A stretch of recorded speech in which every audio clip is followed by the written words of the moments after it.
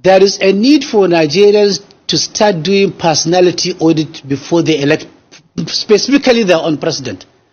When Obasanjo was drafted into the political scenario of Nigeria, don't forget, he came straight from the prison without deconstructing him, without reconstructing him, without aligning him with the reality of the moment. He was given power on a platter of gold.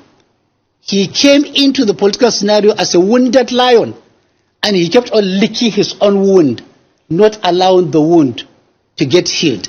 The wound was getting fresher and fresher by the day. That was when he began to say everybody as an imaginary enemy. That was when he converted himself into an absolute dictator. Soon after, Yar'Adua came in, short-lived, but we could see the difference. A man who was focused, who was sincere, who admitted that even the elections that brought him to power was flawed, who was sincere, who was willing to reconcile. You can see with the Niger Delta people, he was able to reconcile with them, humanly possible. After Jonathan, after Yar'Adua, it was Jonathan. Jonathan was virtually a victim of calumny campaign. For me, he meant well. For me, he did well. For me, he had his own shortcomings. But on the totality, he was a good man.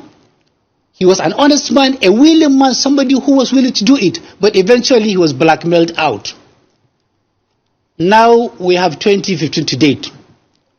We are all living witnesses. Nobody can pretend. Even the most jaundiced, even the most blind believer, the most blind follower of this regime knows that the regime has not fared well in the area of security, in the area of economy, in the area of human and material management, in the area of reconciliation, rehabilitation. In virtually every area, they have failed. Where you have failed to secure the lives of people and their properties and their honor and their own dignity, where you have posted majority of people to permanent, irreversible economic husbandry, where fear has pervaded the entire horizon, where nobody is sure of anything, this regime should listen to people. They should act now and act wisely. They have only 6 months.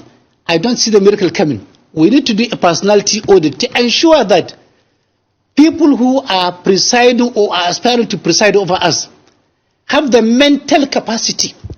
In America, before you preside over a country, you go through psychiatric evaluations and you are certified as mentally balanced, fully oriented to time, places, and people, fully alert.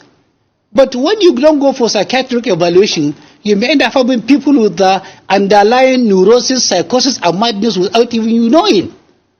That is very, very important for Nigerians to consider. It may not be part of the constitutional requirements of becoming a president, but there is a very, very urgent need to factor that as a necessary requirement. Also, they should go through drug test. Yeah, most of the people aspiring to preside over us at every level should be subjected to drug evaluation tests by NDLEA or certified organizations.